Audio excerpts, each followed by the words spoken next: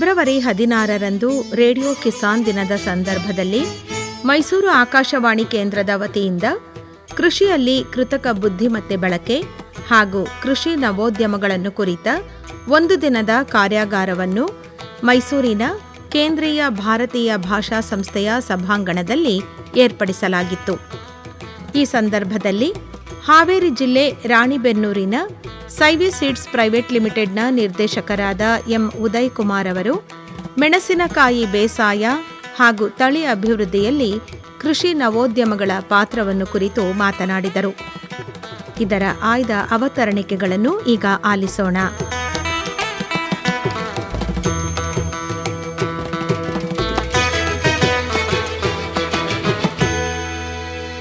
ನಾನು ಒಬ್ಬ ರೈತನ ಮಗ. ನಾನು ಇಲ್ಲಿ ಕೃಷಿ ನವೋದ್ಯಮ ಅನ್ನೋ ಒಂದು ವಿಷಯದ ಬಗ್ಗೆ ನನ್ನ ಸಾಧನೆಗಳು ಅಥವಾ ನನ್ನ ಅನಿಸಿಕೆಗಳನ್ನು ಮಾತ್ರ ನಾನು ಹೇಳ್ತೀನಿ. ನಾನು ಮೂಲತಃವಾಗಿ ಚಿತ್ರದುರ್ಗ ಜಿಲ್ಲೆ ಹೊಳಲ್ಕೆರೆ ತಾಲೂಕು ತೊಡರನಾಳು ಅನ್ನೋ ಸಣ್ಣ ಗ್ರಾಮದಿಂದ ಬಂದ ಒಬ್ಬ ರೈತನ ಮಗ. ಬಾಲ್ಯದಲ್ಲಿ ಅಲ್ಲೇ ವಿದ್ಯಾಭ್ಯಾಸ ಮಾಡಿ ಪದವಿ ಮತ್ತು ಸ್ನಾತಕೋತ್ತರ ಪದವಿಯನ್ನು ಬೇಸಾಯ ಶಾಸ್ತ್ರ ವಿಭಾಗದಲ್ಲಿ 92-93ರಲ್ಲಿ ಮುಗಿಸಿದ್ದೀನಿ. ಸದ್ಯದ ನನ್ನ ವಾಸ ರಾಣಿಬೆನ್ನೂರು. ರೇಡಿಯೋ ಕಿಸಾನ್ ದಿನದ ಸಂದರ್ಭದಲ್ಲಿ ಕೃಷಿ ಬಗ್ಗೆ ಮಾತಾಡಲಿಕ್ಕೆ ನನಗೆ ಹೆಮ್ಮೆ ಅನಿಸುತ್ತೆ. ಕೃಷಿ ಅಂದ ತಕ್ಷಣ ಒಂದು ಸರ್ವಜ್ಞನ ವಚನ ಬರುತ್ತೆ. ಆ ವಚನದ ಮೂಲಕವಾಗಿ ನಾನು ನಿಮ್ಮೆಲ್ಲರನ್ನ ನನ್ನ ಹತ್ರ ಆಕರ್ಷಣೆ ಮಾಡೋಕ್ಕೆ ಪ್ರಯತ್ನ ಮಾಡ್ತೀನಿ. ಕೋಟಿ ವಿದ್ಯೆಗಳಲ್ಲಿ ಮೇಟಿ ವಿದ್ಯೆಯೇ ಮೇಲು, ಮೇಟಿ ಮರಾಠಿ ನಡೆದುದಲ್ಲದೆ ದೇಶದಾಟವೇ ಕೆಡಕು ಸರ್ವಜ್ಞ. ಕೃಷಿ ಬಗ್ಗೆ ತ್ರಿಕಾಲಜ್ಞಾನಿಯಾದಂಥ ಸರ್ವಜ್ಞರು ಸಾರ್ವಕಾಲೀನ ಸತ್ಯ ಇಟ್ಟಿದ್ದಾರೆ. ಒಂದು ಗಾದೆ ಮಾತಿದೆ, ಒಕ್ಕಲಿಗ ಉಕ್ಕದಿರೆ ಬಿಕ್ಕುವುದು ಜಗವಿಲ್ಲ ಅಂತ. ಒಬ್ಬ ಕೃಷಿಕ ಏನು ಬೆಳೀಲಿದ್ರೆ ದೇಶದ ಆರ್ಥಿಕತೆಯೇ ಕೆಟ್ಟೋಗ್ತಕ್ಕಂಥದ್ದು. ಯಾಕಂದರೆ ಊಟವಿಲ್ಲದೆ ಮನುಷ್ಯ ಬದುಕಲಾರ. ಹೀಗೆ ಕೃಷಿಯನ್ನೇ ಆದ್ಯತೆ ಮಾಡಿ ಓದಿದಂಥ ನಾನು ಸಾಕಷ್ಟು ಕಂಪ್ನಿಗಳಲ್ಲಿ ಕೆಲಸ ಮಾಡಿದೆ. ಸುಮಾರು 32 ವರ್ಷಗಳ ಪ್ರಾಯೋಗಿಕ ಅನುಭವ ಇದೆ. ನಾನು ವಿಷಯದಲ್ಲಿ ಕಲ್ತಿದ್ದು ಕೇವಲ ಡಿಗ್ರಿ ಮಾತ್ರ. ಅನುಭವಗಳನ್ನೆಲ್ಲ ಕಲ್ತಿದ್ದು ನನ್ನ ರೈತರಿಂದ. ಆದರೆ ನಾನು ಈ ಸಂಶೋಧನಾ ವಿದ್ಯಾರ್ಥಿಯಾಗಿ ಕೆಲಸ ಮಾಡಿ ಸಂಶೋಧನೆಗೆ ಬರೋದಕ್ಕಿಂತ ಮುಂಚೆ ಕೆಲವೊಂದನ್ನು ನಾನು ಭಾಳ ಮನನೆ ಮಾಡಿಕೊಂಡೆ. ಯಾಕೆ ಕೃಷಿಯಲ್ಲಿ ಸಂಶೋಧನೆಗಳು ನೇರವಾಗಿ ರೈತನ ಮುಟ್ತಾ ಇಲ್ಲ? ಭಾಳಷ್ಟು ನಮ್ಮ ಸಂಶೋಧನೆಗಳು ಕೇವಲ ಬರವಣಿಗೆಗಳಿಗೆ ನಿಯತಕಾಲಿಗಳಿಗೆ ಮಾತ್ರ ಇದ್ದಾವೆ. ಎರಡನೇದು, ಈ ಸಂಶೋಧನೆಯಲ್ಲಿ ರೈತರನ್ನು ಯಾವತ್ತೂ ಯಾರೂ ಇನ್ವಾಲ್ವ್ ಮಾಡ್ಕೊಂಡಿಲ್ಲ. ಮೂರನೇದು, ನಮ್ಮಲ್ಲಿ ಲೋಕಲ್ಲಾಗಿ ಬೇಕಾಗ್ತಕ್ಕಂಥ ಒಂದು ರುಚಿಯನ್ನು ಗಮನ ಇಟ್ಟುಕೊಳ್ಳದೆ ಬೀಜವನ್ನು ತಯಾರಿ ಮಾಡ್ತಕ್ಕಂಥ ಬಹುರಾಷ್ಟ್ರೀಯ ಕಂಪ್ನಿಗಳು ಮತ್ತು ಅಥವಾ ಖಾಸಗಿ ಬೀಜ ಸಂಸ್ಥೆಗಳು. ನಾಲ್ಕನೇದು, ಎಲ್ಲದಕ್ಕಿಂತ ಮುಖ್ಯವಾಗಿ ಸಂಶೋಧನೆ ಗ್ರಂಥದಲ್ಲಿದ್ದದ್ದು ಪ್ರಾಯೋಗಿಕವಾಗಿ ರೈತರ ಹೊಲಕ್ಕೆ ಹೋಗಲಾರದು ಒಂದು ದೊಡ್ಡ ವಿಪರ್ಯಾಸ. ಇವು 4 ಅಂಶಗಳನ್ನು ಗಮನ ಇಟ್ಕೊಂಡು ನಾನು ಕೆಲವೊಂದು ಸಂಸ್ಥೆಗಳಲ್ಲಿ ಕೆಲಸ ಮಾಡಿದೆ. ಕೆಲಸ ಮಾಡಬೇಕಾದಾಗ ನನಗೆ ನನ್ನ ಒಂದು ನೇರ ಮತ್ತು ಸಿಟ್ಟಿನ ಸ್ವಭಾವಕ್ಕೆ ಸಿಕ್ಕಿದ್ದು ವರ್ಗಾವಣೆ ಬಿಟ್ಟರೆ ಏನೂ ಸಿಗಲಿಲ್ಲ. ಪ್ರತಿ 2 ವರ್ಷ 3 ವರ್ಷಕ್ಕೊಂದು ಸಲ ನನಗೆ ವರ್ಗಾವಣೆಗಳು ಸಿಗ್ತಾಯಿದ್ವು. ಹಾಗಾಗಿ ನಾನು ಏನಾದರೂ ನನ್ನ ಸ್ವಂತದ್ದೇ ಮಾಡಬೇಕು, ಇನ್ನು ವರ್ಗಾವಣೆ ಗೊಡವೆ ಬೇಡ, ನಾನು ಸ್ವತಂತ್ರವಾಗಿ ನಿಂತ್ಕೋಬೇಕು ಅಂಥೇಳಿ 2010ರಲ್ಲೇ ಎಲ್ಲ ನೌಕರಿಗಳಿಗೂ ನಮಸ್ಕಾರ ಮಾಡಿದೆ. 2010ರಿಂದ ರೈತರಲ್ಲಿ ಸುಮಾರು 10 ವರ್ಷ ನಾನು ಕೆಲಸ ಮಾಡಿದೆ. ಎಲ್ಲ ಬೆಳೆಗಳಲ್ಲೂ ಕೆಲಸ ಮಾಡಿದೆ. ಬೆಳೆ, ನೀರಾವರಿ, ಹನಿ ನೀರಾವರಿ, ತೋಟ, ಬಾಳೆ, ಯಾವ ಬೆಳೆಯಲ್ಲೂ ನಾನು ಕೈ ಆಡಿಸಿಲ್ಲ ಅನ್ನೋ ಒಂದು ಶಬ್ದನೂ ನನ್ನಲ್ಲಿ ಉಳಿದಿಲ್ಲ. ನಾನಲ್ಲಿ ಕಲ್ತಿದ್ದು ರೈತನಿಗೆ ಬೇಕಾಗಿದ್ದನ್ನು ಏನು ಅನ್ನೋದನ್ನು ತಿಳಿದಲ್ಲೇ ನಾವು ಸಂಶೋಧನೆ ಮಾಡಿದರೆ ಅದನ್ನು ನಿರರ್ಥಕ. ಚಿತ್ತವಿಲ್ಲದೆ ಗುಡಿಯ ಸುತ್ತಿದೊಡೆ ಫಲದೇನು, ಎತ್ತು ಗಾಣವನ್ನು ಹೊತ್ತಿ ನಿತ್ಯದಲಿತ ಸುತ್ತಿ ಬಂದಂತೆ ಸರ್ವಜ್ಞ. ಅಂದರೆ ಊಟಕ್ಕಿಳಿದು ಉಪ್ಪಿನಕಾಯಿ, ಊಟ ಆದಮೇಲೆ ಉಪ್ಪಿನಕಾಯಿ. ಹಾಗೆ ಸಂಶೋಧನೆಯಲ್ಲಿ ರೈತರ ಜೊತೆಗೇ ರೈತರನ್ನು ಅಳವಡಿಸಿಕೊಂಡು ರೈತರ ಅಭಿಪ್ರಾಯಗಳನ್ನು ಮನ್ನಣೆಗೆ ತೆಗೆದುಕೊಂಡು ಮಾರುಕಟ್ಟೆ ದೃಷ್ಟಿಯಿಂದ, ಇಳುವರಿ ದೃಷ್ಟಿಯಿಂದ, ಆರ್ಥಿಕ ದೃಷ್ಟಿಯಿಂದ ನಾನು ಕೆಲವೊಂದು ಸಂಶೋಧನೆಗಳನ್ನು ಮಾಡಲಿಕ್ಕೆ ಶುರು ಮಾಡಿದೆ. ನಾನು ಒಂದು ಸಂಸ್ಥೆಯನ್ನು ಕಟ್ಟಬೇಕು ಅಂಥೇಳಿ 2015ರಲ್ಲಿ ಸ್ಪ್ರೈವುಡ್ ಬಯೋಟೆಕ್ ಅಂತ ಒಂದು ಕಂಪ್ನಿ ಮಾಡಿದೆ. ಕೋವಿಡ್ ದೇಶಕ್ಕೆ ಬರಲಿಲ್ಲ, ನನಗೂ ಬಂತು. ನಾನು ಕೇವಲ 2 ಕೋಟಿ ರೂಪಾಯಿ ಕಳ್ಕೊಂಡು ಭೂಮಿಗೆ ಬಂದೆ. ಆಕಾಶದಲ್ಲಿ ಇಲ್ಲ, ಭೂಮಿಯಲ್ಲೇ ಉಳ್ಕೊಂಡೆ. ಸತ್ತಿಲ್ಲ ಅನ್ನೋದು ಒಂದೇ ಒಳ್ಳೆಯದು. ಕೋವಿಡ್ ನಂತರ ನನಗೆ ಕೋವಿಡ್ ಭಾಳ ಪಾಠ ಕಲಿಸ್ತು. ಆವಾಗ ಹೆಚ್ಚು ಓಡಾಟ ಇರಲಿಲ್ಲ. ನಾನು 5 ವರ್ಷಗಳಲ್ಲಿ 2.5 ಲಕ್ಷ ಕಿಲೋಮೀಟ್ರ್ ನಾನು ಓಡಾಡಿದ್ದೀನಿ ಅಂದರೆ ನೀವು ನಂಬ್ತಿರೋ ಇಲ್ಲ ಗೊತ್ತಿಲ್ಲ ಹಿರಿಯರೇ. 2.5 ಲಕ್ಷ ಅಂತಂತಂದರೆ ಸುಮಾರು ಕರ್ನಾಟಕದಲ್ಲಿ ಮೆಣಸಿನಕಾಯಿ ಬೆಳೀತಕ್ಕಂಥ ಎಲ್ಲ ಭಾಗಗಳನ್ನು ನಾನು ಓಡಾಡಿ ಅಲ್ಲಿರ್ತಕ್ಕಂಥ ಒಂದು ಪ್ರಾಕ್ಟಿಕಲ್ ಪ್ರಾಬ್ಲಮ್, ತಾಂತ್ರಿಕ ಇಲ್ಲಿ ವಿನ್ಯಾಸದಲ್ಲಿ ಅಥವಾ ಬೇರೆ ತಳಿಗಳಿರ್ತಕ್ಕಂಥ ನ್ಯೂನತೆಗಳು, ಉತ್ತಮ ಗುಣಗಳನ್ನು ಕೆಲವೊಂದು ತಳಿಗಳಿಗೆ ಅಳವಡಿಸುವುದರ ಮೂಲಕವಾಗಿ ದೇಶಿ ತಂತ್ರಜ್ಞಾನವನ್ನು ಮತ್ತು ವಿದೇಶಿ ತಂತ್ರಜ್ಞಾನವನ್ನು ಸಮರ್ಪಕವಾಗಿ ಬಳಸಿ ಒಂದು ಸಂಕರಣ ತಳಿಯನ್ನು ಕೊಟ್ಟು ಇಳುವರಿ ಮತ್ತು ಅದರ ಗುಣಮಟ್ಟ ಮತ್ತು ರೈತನ ಅಭ್ಯುದಯಕ್ಕಾಗಿ ಕೆಲವೊಂದು ತಳಿಗಳನ್ನು ನಾನು ಸಿದ್ಧ ಮಾಡಿದೆ. ಹಾಗಾಗಿ ಇದು ನನ್ನ ಪರಿಚಯ. ನಾನು 1993ರಲ್ಲಿ ವಿದ್ಯಾಭ್ಯಾಸ ಮುಗಿಸಿದ ನಂತರ ಕೇವಲ ₹100 ಪ್ರತಿ ತಿಂಗಳ ಸಂಬಳಕ್ಕಾಗಿ ITC ಜೆನೆಕಾ, ನಂತರ Indo American hybrid seeds, sprout biotech, super agri ಸೀಡ್ಸಲ್ಲಿ ಅಸಿಸ್ಟೆಂಟ್ ಜನರಲ್ ಮ್ಯಾನೇಜರ್ ಮತ್ತು ಲಕ್ಷ್ಮಿ ಇನ್ಪುಟ್ಸಲ್ಲಿ ಪಾಲುದಾರನಾಗಿ ಸೇರಿಕೊಂಡೆ. ಕಾಲಕ್ರಮೇಣ ಈ ಪಾಲುದಾರಿಕೆ ಸಂಸ್ಥೆಗಳಲ್ಲಿ ಜಗಳಗಳೇ ಜಾಸ್ತಿ. ನಂತರದ ದಿವಸಗಳಲ್ಲಿ ನಾನು ಸ್ಪ್ರೌಟ್ ಬಯೋಟೆಕ್ ಇದೆಲ್ಲ ಅನುಭವಗಳನ್ನು ತೆಗೆದುಕೊಂಡು ಸಾಯಿವಿ ಸೀಡ್ಸ್ ಪ್ರೈವೇಟ್ ಲಿಮಿಟೆಡ್ ಅನ್ನೋ ಒಂದು ಕಂಪನಿಯನ್ನು ಪಾಲುದಾರಿಕೆಯಲ್ಲಿ ನಾವು ಶುರು ಮಾಡಿದ್ವಿ. ನಂತರದ ದಿವಸಗಳಲ್ಲಿ ನಾವು ಸಾಧಾರಣವಾಗಿ ಏನು ಮಾಡ್ತೀವಿ ಅಂತಂದರೆ ಆ ದೇಶಕ್ಕೆ ಆ ಪ್ರದೇಶಕ್ಕೆ ಬೇಕಾಗ್ತಕ್ಕಂಥ ತಳಿಗಳನ್ನು ಸಂಶೋಧನೆ ಮಾಡಿ ಅಲ್ಲಿ ಮಾರಲಿಕ್ಕೆ ಪ್ರಯತ್ನ ಮಾಡಿದ್ವಿ. ಆದರೆ ಮಾರೋದೇನೋ ಮಾರಿದ್ವಿ, ಹಣ ಸ್ವಲ್ಪ ಬಂತು, ಆದರೆ ರೈತರಿಂದ ಉತ್ತೇಜನ ಬರಲಿಲ್ಲ. ನಾನು ಒಂದು ದಿವಸ ಮಾತನಾಡಬಲ್ಲೆ, 2ನೇ ದಿವಸಕ್ಕೆ ತಳಿನೇ ಮಾತಾಡಬೇಕು, 3ನೇ ದಿವಸಕ್ಕೆ ರೈತ ನಾನು ಹುಡುಕ್ಯಾಣ ಬರಬೇಕು, ಸಿಗಲಿಲ್ಲ ಅಂದರೆ ನಾನು ಬೈದು ಹೋಗಬೇಕು. ಅಂದರೆ ರೈತರು ಬೈದು ಹೊಗಳತಕ್ಕಂಥ ಸನ್ನಿವೇಶದ ತಳಿಗಳನ್ನು ಸೃಷ್ಟಿ ಮಾಡಬೇಕು ಅಂತ ಒಂದು ಹಠ ಪಟ್ವಿ. ಆ ದಿಸೆಯಲ್ಲಿ ನಾನು ಈ ಸಂಶೋಧನೆ ಮತ್ತು ಅಭಿವೃದ್ಧಿಯಲ್ಲಿ ನಾವು ಯಾವ್ಯಾವ ಬೆಳೆಗಳನ್ನು ಆರಿಸ್ಕೊಂಡಿದ್ವಿ ಅಂದರೆ ಮೆಣಸಿನಕಾಯಿ, ಟೊಮ್ಯಾಟೊ, ಬೆಂಡೆಕಾಯಿ, ಕಲ್ಲಂಗಡಿ, ಸೌತೆಕಾಯಿ ಮತ್ತು ಇತರೆ ಸೌತೆ ವರ್ಗದ ಬೆಳೆಗಳು. ಆದರೆ ನಾನು ಈ ಕಲ್ಲಂಗಡಿ, ಸೌತೆಕಾಯಿ ಮತ್ತು ಸೌತೆ ವರ್ಗದ ಬೆಳೆಗಳನ್ನು ಚಿಯಾತಾಯಿ ಅನ್ನೋ ಸೀಡ್ ಕಂಪನಿ ಥೈಲ್ಯಾಂಡಿಂದ ನಾನು ಇಂಪೋರ್ಟ್ ಮಾಡ್ಕೊಳ್ತೀನಿ. ಅವು ಉತ್ಕೃಷ್ಟ ಬೀಜಗಳನ್ನು ಕೊಡ್ತಾರೆ. ನಂತರದ ದಿವಸಗಳಲ್ಲಿ ನಾವು ಮುಖ್ಯ ಸಂಶೋಧನಾ ಕೇಂದ್ರವನ್ನು ರಾಣೆಬೆನ್ನೂರಲ್ಲಿ ತೆಗೆದು ನಮ್ಮ ಕಂಪನಿಗೆ ಬೇಕಾಗ್ತಕ್ಕಂಥ ಸಸ್ಯವರ್ಗವನ್ನು AVRDC, IAHR. AVRDC ಅಂದರೆ Asian vegetable research development corporation ಮತ್ತು IAHR ಅಂದರೆ ಭಾರತೀಯ ತೋಟಗಾರಿಕಾ ಅನುಸಂಧಾನ ಕೇಂದ್ರ ಬೆಂಗಳೂರು, ಇವರ ಒಡಂಬಡಿಕೆಯಲ್ಲಿ ಇವರ ಸಹಾಯದಿಂದ ಕೆಲವು ಸಸ್ಯಗಳನ್ನು ನಾವು ತಗೊಂಡು ನಾವು ಈಗ ಸದ್ಯದಲ್ಲಿ ನಮ್ಮ ಸಂಸ್ಥೆಯಲ್ಲಿ ಅನೀಶಾ, ಅಮೂಲ್ಯ ಅನ್ನೋ ಇವೆರಡು ಇಂಪೋರ್ಟೆಡ್ ಟೊಮೆಟೊ, ಗಟ್ಟಿ ಟೊಮೆಟೊ, ಹುಳಿ ಟೊಮೆಟೊ ಅಲ್ಲ, ಕೈಲಾಶ್ ಮತ್ತು ಕಲ್ಯಾಣ್. ಈ ಕೈಲಾಶನ್ನು ನಾವು ಉತ್ತರ ಭಾರತದಲ್ಲಿ ಮತ್ತು ಕಲ್ಯಾಣನ ಹುಳಿ ಟೊಮೆಟೊ ದಕ್ಷಿಣ ಭಾರತದಲ್ಲಿ ಈಗ ಮಾರ್ತಾಯಿದ್ದೀವಿ. ಕಲ್ಲಂಗಡಿ ಹೈಬ್ರಿಡನ್ನು ನಾವು ಕಲ್ಲಂಗಡಿ ಸಂಕರಣ ತಳಿಗಳನ್ನು ನಾವು ಉತ್ತರ ಭಾರತದಲ್ಲಿ ಮಾರ್ತಾಯಿದ್ದೀವಿ. ಹಾಗಲಕಾಯಿಯಲ್ಲಿ ಒಂದೇ ಒಂದು ತಳಿಯನ್ನು ಮಾತ್ರ ನಾವು ಬಿಡುಗಡೆ ಮಾಡಿದ್ವಿ. ಈಗ ನಾನು ಮೆಣಸಿನಕಾಯಿ ತಳಿ ಬಗ್ಗೆನೇ ಜಾಸ್ತಿ ಮಾತಾಡ್ತೇನೆ, ಯಾಕಂದರೆ ಅದೊಂದಲೇ ನಾನು ಪ್ರಾಮುಖ್ಯತೆ ಅಥವಾ ಹೆಚ್ಚಿನ ಶ್ರಮ ವಹಿಸಿ ಅದರಲ್ಲಿ ಒಂದು ಹೆಚ್ಚಿನ ಒಂದು ನನಗೆ ಜ್ಞಾನ ಇದೆ. ತಾಜಾ ಮಾರುಕಟ್ಟೆಗೆ ಹೊಂದತಕ್ಕಂಥ ಮೆಣಸಿನಕಾಯಿ ಬೆಳೆ ಹೇಗಿರಬೇಕು ಅಂತ ಯಾರನ್ನಾದರೂ ಕೇಳಿದರೆ ಫಸ್ಟು ಬೇಗ ಕಾಯಿ ಬಿಡಬೇಕು, ಹೆಚ್ಚು ರುಚಿಯಾಗಿರಬೇಕು, ಕಾಯಿ ಭಾಳ ದಿವಸ ಹರಿದ ನಂತರ ಮತ್ತೆ ಮಾರುಕಟ್ಟೆಗೆ ಹೋಗಿ 1-2 ದಿವಸದಲ್ಲಿ ಒಣಗಬಾರ್ದು, ತುಂಬು ಒಣಗಬಾರ್ದು, ಮತ್ತು ಆ್ಯಂಟಿ ಏಜಿಂಗ್. ಈಗ ಉದಾಹರಣೆಗೆ ನಮಗೆ ಬೆಳೆ ಬಂದಿರುತ್ತೆ, ಮಾರುಕಟ್ಟೆಯಲ್ಲಿ ದರ ಇರೋದಿಲ್ಲ, ನಾವು ಹರಿಲಿಲ್ಲ ಅಂದರೆ ಮೆಣಸಿನಕಾಯಿ ಕೆಂಪಾಗಿಬಿಡುತ್ತೆ. ಕೆಂಪಾದಾಗ ಏನಾಗುತ್ತೆ, ಹಸಿ ಮೆಣಸಿನಕಾಯಲ್ಲಿ ಕೆಂಪಾಗೋದಿತ್ತು ಅಂದರೆ ತೊಗೊಳ್ಳೋನು ಒಪ್ಪೋದಿಲ್ಲ, ವರ್ತಕ ಒಪ್ಪೋದಿಲ್ಲ. ಅವನೇನಂತಾನೆ ನಾಳೆ ನಾಡಿದ್ರೆ ಗಣ್ಣಾಗುತ್ತೆ, ಇನ್ನೇನು ಮಾಡೋಣ, ತಿಪ್ಪಿ ತಗೊಂಡೋಗಿ ಸೂರ್ಯನ ಬಿಡ್ತಾನೆ. ಹಾಗಾಗಿ ಈ ತಳಿ ಈ ರುಚಿತ, ಇದಕ್ಕೆ ಹೆಸರಿಟ್ಟಿದ್ದೇ ರುಚಿ, ಟೇಸ್ಟ್, ಇದು ಚೆನ್ನಾಗಿರ್ತದೆ. ಈ ರುಚಿ ಚೆನ್ನಾಗಿರೋದ್ರಿಂದ ಅದಕ್ಕೆ ರುಚಿತ ಅಂತ ನಾಮಕರಣ ಮಾಡಿದ್ದೇನೆ. ನಾಮಕರಣ ಮಾಡಿದವಳು ನನ್ನ ಶ್ರೀಮತಿ. ಇದು ಏನಪ್ಪ ಅಂತಂತಂದರೆ ಅತಿ ಕ್ಷಿಪ್ರವಾಗಿ 45 ದಿವಸದಲ್ಲೇ ಕಟಾವಿಗೆ ಬರುತ್ತೆ. ಬೇಸಿಗೆ, ಮಳೆಗಾಲ ಮತ್ತು ಮುಂಗಾರು, ಹಿಂಗಾರು ಮತ್ತು ಬೇಸಿಗೆ 3 ಸೀಸನಲ್ಲಿ 3 ಋತುಮಾನದಲ್ಲಿ ಈ ತಳಿಯನ್ನು ಬೆಳಿಬೋದು. ಇದಕ್ಕೆ ಒಂದು ಸ್ಪೆಷಲ್ ಅಂಶ ಏನಪ್ಪ ಅಂದರೆ ಇದು ಬೇಗ ಹಣ್ಣಾಗೋದಿಲ್ಲ. ನೀವು ಹಸಿಮೆಣಸಿನಕಾಯಿ ಹರಿದು 20 ದಿವಸಗಳ ತನಕ ಇಟ್ಟರೂ ಅದು ಹಣ್ಣಿಗೆ ಬರೋದೇ ಇಲ್ಲ. ಹಾಗಾಗಿ ಮಾರುಕಟ್ಟೆಯಲ್ಲಿ ಇದಕ್ಕೆ ಬೇಡಿಕೆ ಜಾಸ್ತಿ. ಅಂದರೆ ನಮ್ಮ ಮಾರುಕಟ್ಟೆಗೆ ಬೇಕಾಗ್ತಕ್ಕಂಥ ಗುಣಗಳನ್ನು ಮತ್ತು ರೈತರಿಗೆ ಇಳುವರಿ ಮೂಲಕವಾಗಿ ಸಿಗ್ತಕ್ಕಂಥ ಒಂದು ವಿಷಯವನ್ನು ನಾವು ತೊಗೊಂಡ್ವಿ. ಈಗ ಮೆಣಸಿನಕಾಯಿ ಯಾವಾಗಲೂ ಸಿಪ್ಪೆ ದಪ್ಪ ಇದ್ದರೆ ಭಾಳ ದಿವಸ ತಡೆಯುತ್ತೆ. ಹಾಗಾಗಿ ಇದರಲ್ಲಿ ಸಿಪ್ಪೆ ದಪ್ಪ ಇದೆ. ಇದು ನೋಡ್ಬೋದು, ಇದಕ್ಕೆ ಆ್ಯಂಟಿ ಏಜಿಂಗ್ ಅಂತೀವಿ. ಅಂತಂಗೆ ಆ್ಯಂಟಿ ಏಜಿಂಗ್ ಅಂದರೆ ಏನಪ್ಪ ಅಂದರೆ ವಯಸ್ಸಾದಂಗೆ ಕಾಣಬಾರ್ದು ಗಿಡ. ಉದಾಹರಣೆಗೆ ನಮ್ಮ ಮೈಸೂರು ಭಾಗದಲ್ಲಿ ನೀವು ಹೈದ ಅಂತೀರಿ. ಹೈದ ಅಂದರೆ ಹುಡುಗ. ನಾನು ಈಗ 57ರ ಹುಡುಗ, 57ರ ಹೈದ. ನಾನು 57 ವರ್ಷ ವಯಸ್ಸಿನವನು. ಅದೇ ರೀತಿ ನನ್ನ ತಳಿಗಳು ಹೆಚ್ಚು ಆರೋಗ್ಯಪೂರ್ಣವಾಗಿರಬೇಕು, ಕೀಟ ನಿರೋಧಕತೆ ಇರಬೇಕು, ರೋಗ ನಿರೋಧಕತೆ ಇರಬೇಕು, ಹೆಚ್ಚು ಇಳುವರಿ ಬರಬೇಕು. ಆದರೆ ಮೆಣಸಿನಕಾಯಿ ಹಸಿ ತಳಿಯಲ್ಲಿ ಯಾವುದೇ ತಳಿಯನ್ನು ನಾವು ಗಮನಿಸಿದರೆ ಒಂದು ಸಲ ಕಟಾವಾದರೆ ಇನ್ನೊಂದು ಕಟಾವು ಬರಲಿಕ್ಕೆ ಕನಿಷ್ಠ ಪಕ್ಷ 15 ದಿವಸ ಬೇಕು. 15 ದಿವಸದಲ್ಲಿ ಧಾರಣೆ ಕಿತ್ಕೊಂಡು ಹೋಗಿಬಿಟ್ಟಿರುತ್ತೆ, ರೈತ ತೊಂದರೆಗೊಳಗಾಗ್ತಾನೆ. ಅಂತಂದರೆ ಈ ತಳಿ ಕೇವಲ 10 ದಿವಸದಲ್ಲಿ ಮತ್ತೆ ಮರು ಕಟಾವಿಗೆ ಬರುತ್ತೆ. ಪ್ರತಿ 1 ಎಕರೆಗೆ 10ರಿಂದ 12 ಟನ್ನು ಕೊಡ್ತಕ್ಕಂಥ ಕಾರ್ಯಕ್ಷಮತೆ ಈ ತಳಿಯಲ್ಲಿದೆ. ಇದು ಒಂದೇ ತಳಿಯನ್ನು ಸದ್ಯದಲ್ಲಿ ಮಾರುಕಟ್ಟೆಗೆ ಬಿಡುಗಡೆ ಮಾಡಿದಾಗ ಕೇವಲ 3 kg ಬೀಜ ಮಾಡಿದ್ವಿ. ಇವತ್ತು ನಾವು 50 kgನ ನನ್ನ ಹೆಸರಲ್ಲಿ ನಮ್ಮ ರೈತರು ಹುಡುಕೊಂಬಂದು ತೊಗೊಂಡು ಹೋಗ್ತಾ ಇದ್ದಾರೆ ಅನ್ನೋದೇ ನನ್ನ ಸಾಧನೆ. ಇದು ನಂತರ ನಾವು ಒಣಮೆಣಸಿನ್ಕಾಯಿ ಬೆಳೆಗೆ ಪ್ರಯತ್ನ ಪಟ್ವಿ. ಒಣಮೆಣಸಿನ್ಕಾಯಿ ಬೆಳೆ ಅಂತಂತಂದರೆ ಹಸಿ ಮೆಣಸಿನ್ಕಾಯಿಗೂ ಒಣಮೆಣಸಿನ್ಕಾಯಿಗೂ ಭಾಳ ಅಂತರ. ಈಗ ಉದಾಹರಣೆ ನಾವು ಸಾಮಾನ್ಯವಾಗಿ ಯಾವುದೇ ನಿಯತಕಾಲಿಕ ಅಥವಾ ಪತ್ರಿಕೆಗಳನ್ನು ನೋಡಿದರೆ 3 ವಿಷಯಗಳನ್ನು ನಾವು ನೋಡ್ತೀವಿ.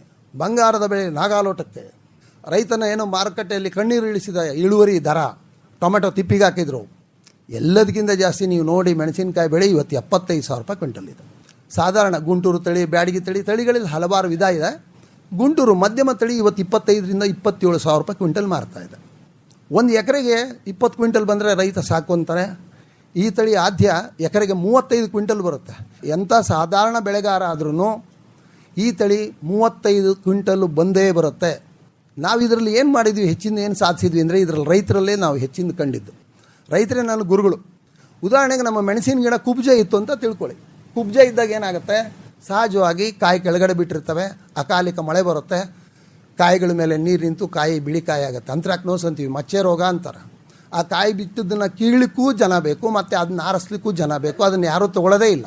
ಒಣ ಮೆಣಸಿನ್ಕಾಯಿಗೆ ಇರಬೇಕಾದ 3 ನಿರ್ದಿಷ್ಟ ಅಂಶಗಳೇನಪ್ಪ ಅಂತಂದರೆ, ಒಂದು ಅದರ ಗುಣ ಅಂದರೆ ಬಣ್ಣವನ್ನು ತಡೆದಿಟ್ಕೊಳ್ತಕ್ಕಂಥ ಒಂದು ಶಕ್ತಿ. ಉದಾಹರಣೆಗೆ ಒಬ್ಬ ರೈತ, ನಾನು ಇವತ್ತೊಂದು ಮೆಣಸಿನಕಾಯಿ ಬೆಳೆದೆ, 35 ಕ್ವಿಂಟಲ್ ಇದೆ ನನ್ನ ಹತ್ರ, ಧಾರಣೆ ಕೆಟ್ಟೋಯ್ತು. ಅದನ್ನು ಶೇಖರಣೆ ಮಾಡಬೇಕು ಅಂದರೆ ನಾವು ಮನೇಲಿ ಇಟ್ಕೊಳ್ತೀವಿ. ಮನೇಲಿ ಇಟ್ಕೊಂಡ್ರೆ ಬಣ್ಣ ಕೆಡುತ್ತೆ. ನಾವು ಶೈತ್ಯಾಗಾರದಲ್ಲಿ ಅಂದರೆ ಕೋಲ್ಡ್ ಸ್ಟೋರೇಜಲ್ಲಿ ಇಡ್ತೀವಿ. ಆಗ ಆ ಬಣ್ಣ ಕಳ್ಕೋಬಾರ್ದು. ಕೆಲವೊಂದು ತಳಿಗಳು ಬಣ್ಣವನ್ನು ಕಳ್ಕೊಂಡು ಬಿಡ್ತವೆ. ಆ ಬಣ್ಣವನ್ನು ಕಳ್ಕೊಂಡ ತಕ್ಷಣ ಮಾರುಕಟ್ಟೆಯಲ್ಲಿ ಮೆಣಸಿನಕಾಯಿಗೆ ಬಣ್ಣ ಇಲ್ಲ ಅಂತಂದರೆ ಯಾರೂ ತಗೊಳ್ಳೋದಿಲ್ಲ. ಹಾಗಾಗಿ ನಾವು ಮೂಲತಃವಾಗಿ ನನ್ನ ಸಂಶೋಧನೆ ಯಾವ ವಿಶ್ವವಿದ್ಯಾಲಯದಿಂದ ಪ್ರೇರಿತ ಅಲ್ಲ. ಇದಕ್ಕೆಲ್ಲ ನನ್ನ ಗುರುಗಳು ಓಪನ್ ಯೂನಿವರ್ಸಿಟಿ, ನನ್ನ ರೈತರು. ಅವ್ರು ಹೇಳ್ತಿದ್ರು, ನೀವು ಎತ್ತರವಾದ ಗಿಡವನ್ನು ಮಾಡಿ, ಕೆಳಗಡೆ ಕಾಯಿ ಬಿಡೋದೇ ಬೇಡ, ನಮಗೆ ಎತ್ತರವಾಗಿ ಗಿಡ ಬರಲಿ, ದೀರ್ಘಾವಧಿ ತಳಿ ಬರಲಿ. ಆಮೇಲೆ ಹಣ್ಣು ಮಾಗ್ತಕ್ಕಂಥ ಸಮಯ ಉಷ್ಣವಲಯಕ್ಕೆ ಸೀಮಿತ ಆಗಿರಲಿ. ಉದಾಹರಣೆಗೆ ಡಿಸೆಂಬರಲ್ಲಿ ಹಣ್ಣಾಯಿತು, ಅಕಾಲಿಕ ಮಳೆ ಬಂದರೆ ಎಲ್ಲ ಕೊಳೆತು ಹೋಗ್ಬಿಡುತ್ತೆ, ರೈತನಿಗೇನೂ ಸಿಗೋದಿಲ್ಲ, ಅವನು ಹಾಕಿದ ಬಂಡವಾಳ ಸಿಗೋದಿಲ್ಲ. ಭಾಳ ಹೇಳ್ಬೇಕಂದ್ರೆ ಒಂದು ಮೆಣಸಿನಕಾಯಿ ಹಣ್ಣು ತಳಿಯ ಬೆಳೆಯನ್ನು ಬೆಳಿಬೇಕು ಅಂದರೆ ಒಬ್ಬ ಲಕ್ಷನಿಗೆ 1 ಎಕರೆಗೆ 1.5 ಲಕ್ಷ ರೂಪಾಯಿ ಖರ್ಚಾಗುತ್ತೆ. 1.5 ಲಕ್ಷ ರೂಪಾಯಿ ಖರ್ಚಾಗಿ 10 ಕ್ವಿಂಟಲ್ ಮೆಣಸಿನಕಾಯಿ ಬಂದು 10,000 ರೂಪಾಯಿ ರೇಟ್ ಇತ್ತಂದರೆ ಅವನಿನ್ನೂ 50,000 ರೂಪಾಯಿ ಸಾಲಗಾರ ಆಗ್ತಾನೆ. ಅದು ಕೆಲವೊಬ್ರು ಹೊಲ ಲಾವಣಿ ಹಾಕ್ಕೊಂಡು ಮಾಡೋರಿಗಂತೂ ಮೆಣಸಿನಕಾಯಿ ಅಂತಂದರೆ ಕಣ್ಣಗೆ ನೀರಲ್ಲ, ಎಲ್ಲೆಲ್ಲೋ ನೀರು ಬರೋಕ್ಕೆ ಶುರು ಆಗಿಬಿಡುತ್ತೆ. ಆ ಅಂಶಗಳನ್ನು ಗಮನ ಇಟ್ಕೊಂಡು ಈ ಆದ್ಯ ತಳಿಯನ್ನು ಸೃಷ್ಟಿ ಮಾಡಿದ್ವಿ. ನಾವು ಇದನ್ನು 2021ರಲ್ಲಿ ರೈತರ ಹತ್ರ ಕೊಟ್ಟಾಗ ರೈತರಿಗೆ ಕೆಲವರಿಗೆ ಉತ್ತೇಜನಕಾರಿಯಾಗಿ ನಾನು ಕೇಳ್ತಾ ಇದ್ದೆ. ಏನು ಕೇಳ್ತಾ ಇದ್ದೆ ಅಂದರೆ, ನಾನು ಆ ತಳಿಯವನು ಅಂತ ಎಂದು ಹೋಗಿ ಆ ರೈತನ ಹೊಲಕ್ಕೆ ಹೋಗಿಲ್ಲ. ಬೀಜವನ್ನು ಬೇರೆಯವ್ರದ್ರ ಮೂಲಕ ಕೊಡಿಸಿ ನಾನು ಅವ್ರ ಹತ್ರ ಹೋಗಿ ಈ ತಳಿ ಇಟ್ಟಿದ್ರಲ್ಲ, ಏನು ನೋಡಿ ಇಟ್ಟಿದ್ರಿ ಯಜಮಾನ್ರೆ ಅಂತ. ಇಲ್ಲರಿ ಚಲೋ ಬರ್ತೈತಿ. ಹೆಂಗೆ ಚಲೋ ಬರ್ತೈತಿ ಸರ್? ಇದು ನಿಧಾನಕ್ಕೆ ಬರ್ತದೆ, ಲೇಟಾಗಿ ಬರ್ತದೆ, ಕಾಯಿಗಳಿಗೆ ಮಚ್ಚೆ ರೋಗ ಬರೋದಿಲ್ಲ, ಗುಣ ಕಳ್ಕೊಳ್ಳೋದಿಲ್ಲ, ಇಳುವರಿ. ಮತ್ತು ಇದರಲ್ಲಿ ಎಲ್ಲ ತಳಿಗಳಲ್ಲಿ ಇದೇ ಅಂಶ ಇಟ್ಕೊಂಡು ಎಲ್ಲರೂ ತಳಿ ಮಾಡ್ತಾರೆ. ಇದರಲ್ಲಿ ಹೆಚ್ಚಿಂದ ಏನು ಸಾಧಿಸಿದ್ದೀನಿ ಸರ್? ನಾವೆಲ್ಲ ಮೆಣಸಿನಕಾಯಿ ಬೆಳೆಯೋದು ಉಷ್ಣವಲಯದ ಬೆಳೆ. ಉದಾಹರಣೆ ಬಳ್ಳಾರಿ, ರಾಯಚೂರು, ಸಿಂಧನೂರು, ಮಾನ್ವಿ, ಗಂಗಾ ಈ ಥರ ಬರಲಿ. ಅಲ್ಲಿ ತುಂಗಭದ್ರಾ ನದಿಯ ಗೇಟ್ ಒಡೆದುಬಿಟ್ಟು ನವಂಬರ್ 11ಕ್ಕೆ ನೀರು ಖಾಲಿಯಾಗೋಯ್ತು. ಭಾಳಷ್ಟು ತಳಿಗಳಿಗೆ ನೀರೇ ಸಿಗಲಿಲ್ಲ, ಅಲ್ಲಿ ಬೋರ್ವೆಲ್ಗಳು ಇಲ್ಲ. ಆಗ ಒಬ್ಬ ರೈತ ನಮ್ಮ ಮನೆಗೆ ಬಂದವನು ಹುಡ್ಕೊಂಡು. ನನಗೆ ಸಹಜವಾಗಿ ಗಾಬರಿ ಆಯಿತು. ಯಾಕಂದರೆ ಅವನು 18 ಎಕರೆ ಇಟ್ಟಿದ್ದ. 18 ಎಕರೆ ಇಟ್ಟಿದ್ದಾನೆ ಅಂತಂದ್ರೆ ಒಂದು ಸುಮಾರು 20 ಲಕ್ಷ ರೂಪಾಯಿ ಬಂಡವಾಳ ಹಾಕಿದ್ದಾನೆ. ಏನೋ ತೊಂದರೆ ಆಗಿದೆ ಅಂತಂದು ಅವನು ಭಾಳ ಸ್ವೀಟ್ ತಂದ. ಸಿಹಿ ತಿಂಡಿ ಜೊತೆಗೆ ಬಂದು ಹೇಳ್ದ, ಸರ್ 1.5 ತಿಂಗಳಾತ ನೀರು ಕಟ್ಟಿಲ್ಲ, ಒಂದು ಹನಿನೂ ನಿಮ್ಮದು ಗಿಡ ಬಗ್ಗಿಲ್ಲ, ಅಷ್ಟು ಚೆನ್ನಾಗಿದೆ, ನೀವಿದ್ದಂಗೆ ಇದೆ, ದಯಮಾಡಿ ಈ ತಳಿನ ನಮ್ಮೂರಿಗೆ ಪ್ರಚಾರ ಮಾಡಿ ಅಂಥೇಳಿ ರೈತರನ್ನ ಸಂಜೆ ಮೀಟಿಂಗಿಗೆ ಅವನೇ ಒಳಪಡಿಸಿದ. ಭಾಳಷ್ಟು ಜನ ಹೆಣ್ಮಕ್ಳು ಬಂದಿದ್ದರು. ಅವ್ರು ಕೇಳಿದರು, ನಿಮ್ಮಲ್ಲಿ ಏನು ಇದರಲ್ಲಿ ವಿಶೇಷತೆ ಕಂಡು ಅಂತಂದರೆ ರವಿಕಾಣದನ್ನು ಕವಿಕಾಂಡ ಅಂತ ಹೇಳ್ತಾರೆ. ಹಾಗೆ ರೈತ ಮಹಿಳೆಯರು ಹೇಳಿದರು, ಸರ್ ಎಲ್ಲ ತಳಿಗಳಿಗಿಂತ ಇದು ಬಿಡಿಸೋದು ಭಾಳ ಸುಲಭ. 1 ಎಕರೆಗೆ 25 ಜನ ಬಿಡಿಸ್ತಾರೆ ಅಂದರೆ ಇದರಲ್ಲಿ 12 ಜನ ಬಿಡಿಸ್ಬೋದು. ಮುಟ್ಟಿದ ತಕ್ಷಣ ಕೈಗೆ ಬರುತ್ತೆ. ಹಣ್ಣಾದಾಗ ಡಿಟ್ಯಾಚ್ಮೆಂಟು ಬೇಗನೆ ಒಣಗುತ್ತೆ. ಈ ಥರ ರೈತರಿಂದ ಬಂದಂಥ ವಿಶೇಷಗಳನ್ನೇ ಆ ತಳಿಯಲ್ಲಿ ಅಳವಡಿಸಿ ಈ ಥರ ಮಾಡಿದಕ್ಕಂಥ ಒಂದು ತಳಿ ಇದು. ತಳಿಯನ್ನು ಮಾಡಬೇಕಾದಾಗ ನಾವು ರೈತರ ಜೊತೆಗೆ ಭಾಳ ಸಂವಾದ ಮಾಡ್ತೀನಿ. ಆ್ಯಕ್ಚುಲಿ ನನಗೆ ಇನ್ನೊಂದು ಹೆಸರಿದೆ, ಅದು ಕೇಶವಮೂರ್ತಿ ಗೊತ್ತು. ನನಗೆ ಆಕಾಶವಾಣಿ ಅಂತಿದ್ರು ಕಾಲೇಜಲ್ಲಿ, ಯಾಕಂದ್ರೆ ನಾನು ಭಾಳ ಮಾತುಗಾರ. ಸಂಶೋಧನೆ ಮಾಡಿ ನಮ್ಮ ರಿಸರ್ಚ್ ಫಾರ್ಮಲ್ಲಿ ಸಂಶೋಧನೆ ಮಾಡಿ ತೊಗೊಂಡು ಹೋಗೋದು ಹೆಂಗಪ್ಪ ಅಂದರೆ ಅಳತೆ ಇಲ್ದಂಗೆ ಡ್ರೆಸ್ ಹೊಲ್ದಂಗೆ. ರೈತರ ಹತ್ರ ಸಂವಾದ ಮಾಡಿದಾಗ ಏನಾಯಿತು ಅಂತಂದರೆ, ಅತಿ ಹೆಚ್ಚು ತಳಿ, ಅತಿ ಹೆಚ್ಚು ಭಾರ, ಅತಿ ಹೆಚ್ಚು ಓದಬೇಕು ಅಂತಂದ್ರೆ ನನಗೇನು ಅನಿಸ್ತು, ತಳಿಯಲ್ಲಿ ಹೆಚ್ಚು ಭಾಗದ ಬೇರುಗಳಿರಬೇಕು, ಆಳವಾದ ಬೇರುಗಳಿರಬೇಕು, ಅತಿ ಆಳದಿಂದ ನ್ಯೂಟ್ರಿಯೆಂಟ್ಸನ್ನು ತಗೊಳ್ಳೋ ಕೆಪಾಸಿಟಿ ಇರಬೇಕು. ಆವಾಗ ತಾನೇ ಅದು ಹೆಚ್ಚು ಮಳೆಗೆ ಮತ್ತು ಚಳಿಗೆ, ಒಣ ಬೇಸಾಯಕ್ಕೆ ನೀರು ಹೋದಾಗ ತಡ್ಕೊಳ್ಳುತ್ತೆ ಅಂತ ಕಂಡಾಯ್ತು. ಹಾಗಾಗಿ ಈ ಚಿತ್ರದಲ್ಲಿ ನನ್ನ ಮಗಳನ್ನೂ ನಾನು ಎತ್ಕೊಂಡಿಲ್ಲ, ಅಷ್ಟು ಪ್ರೀತಿಯಿಂದ ನಾನು ಆ ಗಿಡ ಎತ್ಕೊಂಡಿದ್ದೀನಿ. ಅಲ್ಲಿ ಬೇರುಗಳ ಸಂಖ್ಯೆ ನೋಡಿ, ಬೇರುಗಳು ಇಷ್ಟು ಉದ್ದ ಇದೆ. ಅವಾಗೇನು ಅನ್ನಿಸ್ತು ಅಂತಂದರೆ, ನಮ್ಮ ತಳಿಗೆ ಬೇಕಾಗ್ತಕ್ಕಂಥದ್ದು ಎಲ್ಲ ಗುಣಗಳು ಇದ್ದರೆ ಮಾತ್ರ ರೈತರನ್ನು ನಾವು ಮುಟ್ಲಿಕ್ಕೆ ಸಾಧ್ಯ ಅಂತ.